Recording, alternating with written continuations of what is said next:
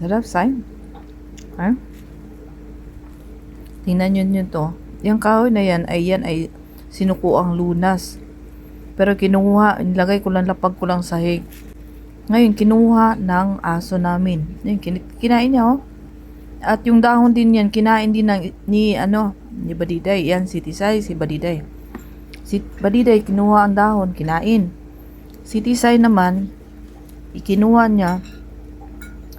Talagang, pinagtripan ba? Alam niyo bang mapait yan? Yan. Kung yan ay lason, aso niyan, malalason. Yan po ang sinukuang lunas. Kasi itong aso kung si Tisay, kumakain niya ng damo. Kumakain niya ng damo pag nakalabas yan sa tinitira nila sa kulungan niya, kumakain niya ng mga damo-damo. Yung parang niya gamot.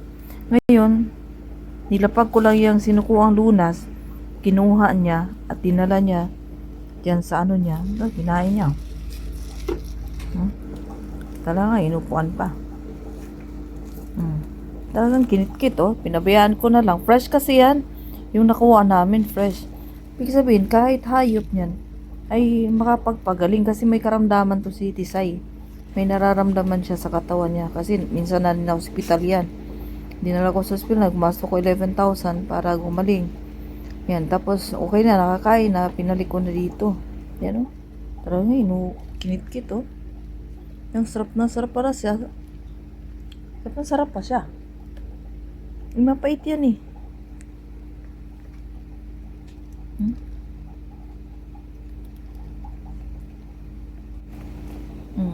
Diba? Ang kinukuha niya, yung yung balat. Kinikit-kit talaga niya yung balat.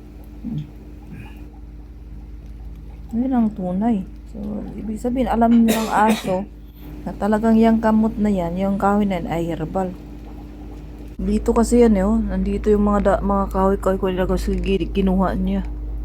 No? It's a miracle.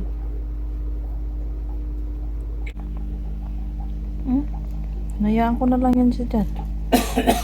Maubos na. Ano yan? Yeah. Talagang inaatag mo na yan, ha? Talagang pa. Okay. So, ang lunas ay hindi lang sa tao, kundi sa hayop din.